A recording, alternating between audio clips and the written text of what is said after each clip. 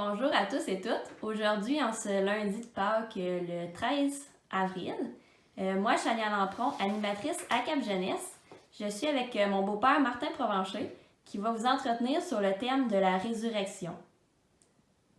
Alors, Martin, qu'est-ce que la résurrection dans ta vie? Qu'est-ce que ça a pu être dans ton parcours, etc.? Bon, mais d'abord, si je commence par le commencement, on va faire ça court, de 0 à 12 ans, mes parents m'amenaient à l'église, puis j'étais bien là, je comprenais pas tout ce qui se disait, mais ça, d'une certaine façon, ça me parlait dans mon cœur. Bon, mais ensuite de ça, vers l'âge de 12 ans, quand je suis arrivé au secondaire, un peu comme un enfant prodigue, j'ai eu besoin d'aller faire mes propres expériences.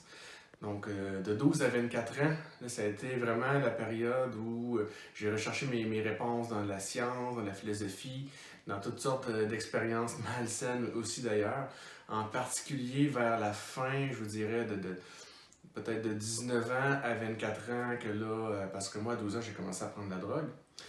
Donc, puis de 20 à 24 ans, c'était vraiment le pire. Là. À cette époque-là, à un moment donné, là, j'étais sur l'aide sociale, j'ai tout perdu, le cadre, mon travail, mon auto, le goût de vivre, j'étais plus que le pâle reflet de moi-même. Donc avant de ressusciter, je devais mourir, mais j'étais vraiment comme mort, justement, à cette période-là qui était vraiment la pire période, la plus sombre de ma vie.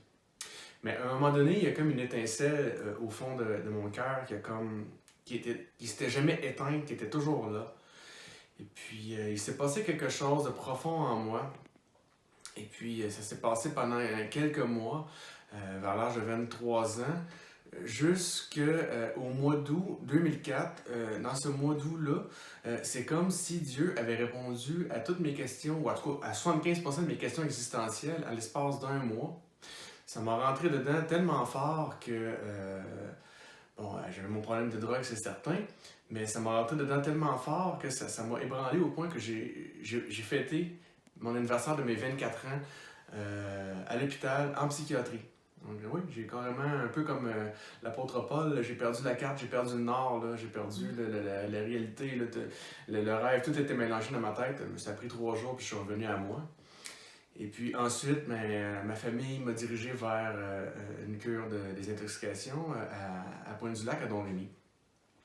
Et puis, à travers ce périple-là de 3 semaines, eh bien, c'est à ce moment-là que j'ai un petit peu recommencé à lire le Nouveau Testament. Et puis, finalement, c'était une révélation pour moi. Ça a pris comme 7 mois. Puis, finalement, je l'ai lu d'un couvert à l'autre. Et puis, c'est à ce moment-là que vraiment la résurrection s'est produite en moi. Que je suis comme un mendiant qui avait rien mangé depuis 12 ans.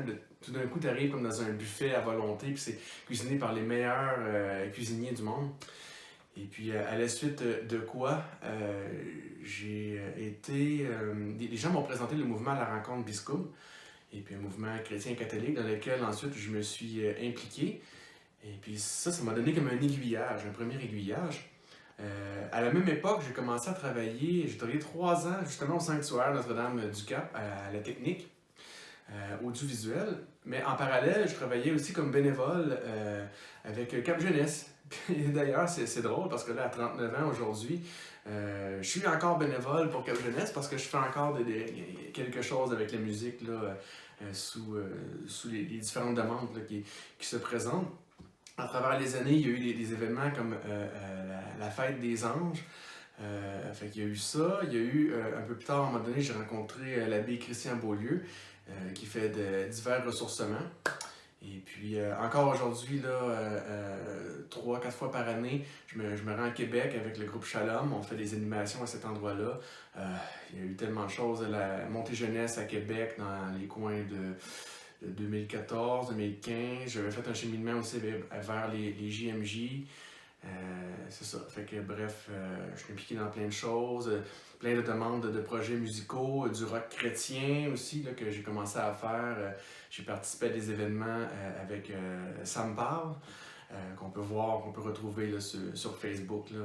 Il y a plusieurs capsules, allez voir ça, c'est vraiment intéressant. Partagez-le, c'est vraiment quelque chose de bien qu'est-ce qu'il fait. Et puis, c'est ça, je continue de vivre maintenant. Ma vie est complètement changée et elle continue. Je suis pas arrivé à destination, hein, c'est en chemin.